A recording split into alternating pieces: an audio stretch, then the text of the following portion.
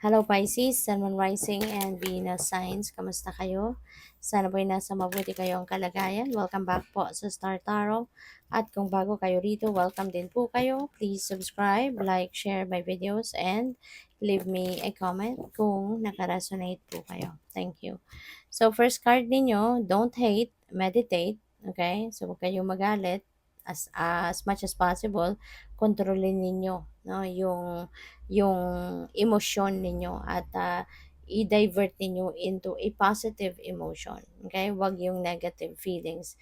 At doon tayo sa mas maganda. Alright? I-ano ninyo, i-transmute ninyo into something positive.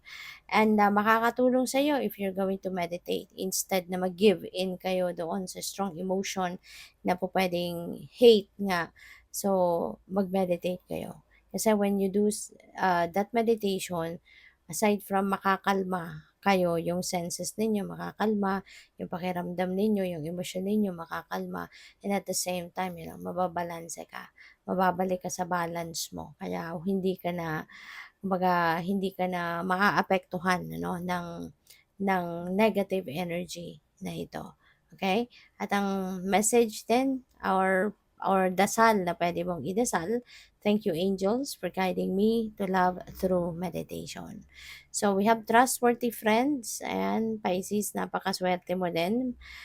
Kasi bibihira na to, 'di ba? Na magkaroon tayo ng mga kaibigan sa paligid natin na mapagkakatiwalaan natin, maaasahan natin, masasandalan natin, hindi ba? But you are blessed, no? You are blessed with trustworthy friends. Kaya napakaswerte mo, napakaganda na meron kang mga taong mapagkakatiwalaan, mga taong nagmamahal sa'yo, mga kaibigang laging willing, no, na to be by your side, ano man yung sitwasyon mo sa buhay, 'di ba? During kasiyahan, during celebration, nandiyan sila sa iyo. During problema, during mga challenging situations, nandiyan sila para sa iyo, 'di ba? So you are really blessed, no, to have friends like that. So, what else? We have Earth Angel. Yan. Siguro din kasi, Pisces, kaya you are also surrounded with good people kasi you also have a very good heart. Diba? You are an Earth Angel. Diba? Maari, no, Pisces, na marami ka nang natulungan ng mga tao sa paligid mo. Maybe you already have touched the lives of many people around you. Marami ka nang natulungan, marami ka nang nasalba sa kahit anumang sitwasyon na pinagdadaanan nilang mahirap. Maybe you have saved a lot of lives already in different ways. You can, no? So, kaya po pwede rin, ano, na meron na din sigurong mga nagpasalamat sa'yo, maaaring narinig mo na yan, na Pisces, thank you for being my earth angel. Thank you for being my angel. Kasi maaari na marami ka na rin naisalba talaga na buhay. And also siguro, no, mas marami ka pang matutulungan, mas marami ka pang magagabayan na mga tao to be, no, on their own path, 'di ba? Or para makita nila yung mga path din nila sa buhay kung saan doon sila dapat, 'di ba? So, sabi dito din, no, this is the prayer that you can recite. Thank you angels for inspiring me to be more like you. Napakaganda. So, tignan natin kung ano pa ang ganap. And by the way, maraming salamat for subscribing. And if you haven't subscribed yet, subscribe na kayo. And also, maraming salamat din for not skipping the ads. Malaking bagay po yun sa akin. And also, please click the join button sa baba ng video kung gusto po ninyo na mag-join kayo sa membership. And you know what? No? Na pumasok din sa isip ko na siguro, no, being of service to others, being of service to people, maaaring yan ang mission mo sa buhay, Pisces. Maaaring yan ang life purpose mo. No? So, what else? We have the voice of the heart. Ayan. This time, pakinggan mo din yung bulong ng puso mo, bulong ng soul mo. Okay? Listen to your heart. Kasi, maaari, no, na um, uh,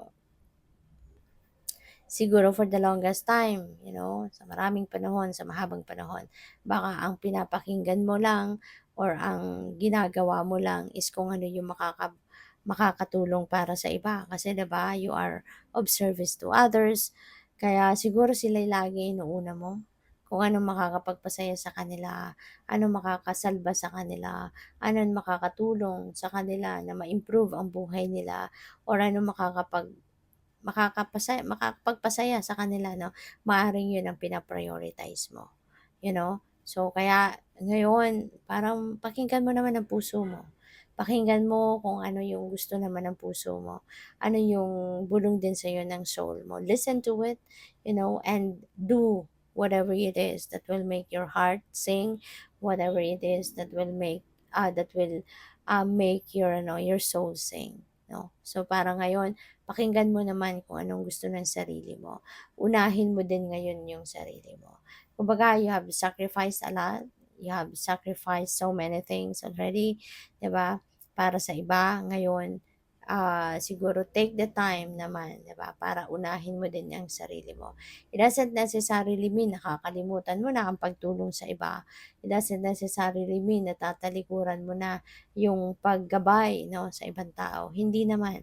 It's just that, no, maaaring merong opportunity ngayon na o pwedeng makapagpasaya din sa'yo, makapag-inspire pa sa'yo, 'di ba? So, unahin mo din muna yung sarili mo sa ngayon. Okay? So, what else? Learning to love myself. 'Di ba? Hindi po pwede na you are doing everything for other people, 'di ba? Gawin mo din kung ano din ang makakapagpasaya sa'yo. That is also self-love. That is also self-care, 'di ba? So, yun. Mahalin mo din ang sarili mo. Kasi, unang-una, mahihirapan ka din, no, na magpakita, mag-express ng iyong pagmamahal sa ibang tao if you don't even know how to love yourself. 'Di ba? Papaano mo mamahalin? How can you share love with other people kung yung sarili mo hindi mo alam kung paano mahalin? Kaya kailangan na matuto ka muna kung paano mo mahalin ang sarili para na you will have so much love in you na pwede mong i-share sa iba. 'Di ba? At mas magagawa mo ng maayos, mabuti ang pag-aalaga din, no? Pagmamahal at pagpapakita ng pagtulong, no, sa ibang tao. So, yun. Basahin natin, ano, sabi dito, I choose to see the beauty in me. My wealth lies in my nature and potential.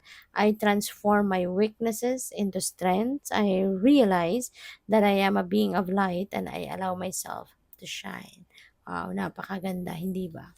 So what else? We have faith. I am confident I will achieve my goals. So that's good. I live in the present and have faith in the future.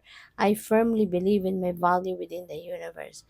Wow. So napakaganda nitong um, realization, no, ninyo, Pisces, no, na talagang yung tiwala mo sa sarili mo, sa Panginoon, ang pananampalataya mo nandiya diyan, 'di ba? Your hope and faith siguro laging laging buhay sa puso mo. That's why, 'di ba, you are also very confident na kung ano din itong mga gusto mo din para sa sarili mo or kung ano man din yung mga goals mo, ano din yung mga pangarap mo na gusto mong makamit.